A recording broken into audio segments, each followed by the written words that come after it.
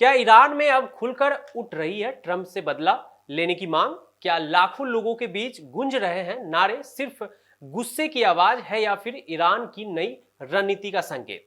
और क्या America Iran टकराव अब पहले से भी ज्यादा खतरनाक मोड़ पर पहुंच चुका है? नमस्कार, आप देख रहे हैं इंडिया न्यूज। मैं हूं सूरज झा। ईरान के पूर्व सर्वोच्च नेता अली खमनोई के निधन के बाद पूरे देश में एक सप्ताह तक शोक समारोह चले, लेकिन इन कार्यक्रमों में सिर्फ श्रद्धांजलि नहीं दी गई, बल्कि अमेरिका और खास तौर पर राष्ट्रपति डोनाल्ड ट्रंप के खिलाफ बदले की मांग लगातार सुनाई दी।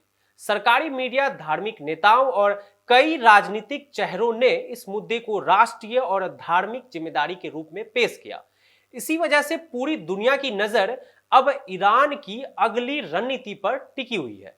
ईरान के नए सर्वोच्च नेता मुजतबा खमनोई ने अपने पहले सार्वजनिक संदेश में कहा कि वे अपने पिता के खून का बदला लेंगे और दोषियों को कभी शांति से नहीं रहने देंगे। इसके बाद पूरे ईरान में अलग अलग शहरों में रैलियां निकली गई। लोगों ने लाल झंडे उठाए जिन पर लिखा था या लथारात अल हुसैन, यानी हुसैन के खून का बदला लेने वालों उठो।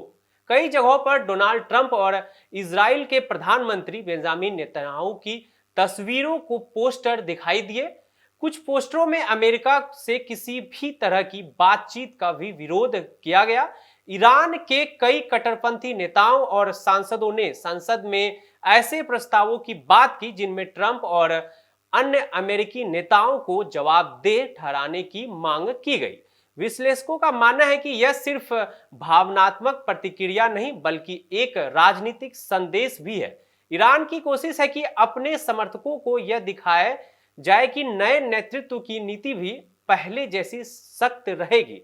ट्रंप इस पूरे नैरेटिव के केंद्र में इसलिए है क्योंकि ईरान लंबे समय से मानता है कि 2020 में जनरल कासिम सुलेमानी की मौत के पीछे ट्रंप प्रशासन की भूमिका थी। अब हालिया घटनाओं के बाद ट्रंप को ईरान के कट्टरपंथी वर्ग द्वारा एक बड़े प्रतीक के रूप में पेश किया जा रहा है। हालांकि अब तक ईरानी सरकार ने यह स्पष्ट नहीं किया है कि किसी तरह की वास्तविक कार्रवाई कब, कैसे या किस रूप में होगी। दूसरी तरफ अमेरिका सुरक्षा एजेंसियां पहले से ही ट्रंप की सुरक्षा बढ़ा चुकी है। अमेरिकी मीडिया की रिपोर्ट में भी संभावित खतरों का जिक्र किया गया है। खुद डोनाल्ड ट्रंप ने भी चेतावनी देते हुए कहा कि अगर उन पर हमला हुआ तो अमेरिका की प्रतिक्रिया बेहद कड़ी होगी। फिलहाल सबसे बड़ा सवाल यही है कि क्या पूरा अभियान सिर्फ राजनीतिक और धार्मिक संदेश तक सीमित रहेगा या भविष्य में ईरान की आधिकारिक नीति का हिस्सा बनेगा। इतना जरूर साफ है कि खमनोई के बाद ईरान में प्रतिशोध की भाषा पहले से कहीं अधिक मजबूत सामने आई है। लेकिन यह कहना कि ट्रंप हमला निश्चित है या उनका बचना मुश्किल है, उपलब्ध तथ्यों के आधार पर सही नहीं होगा।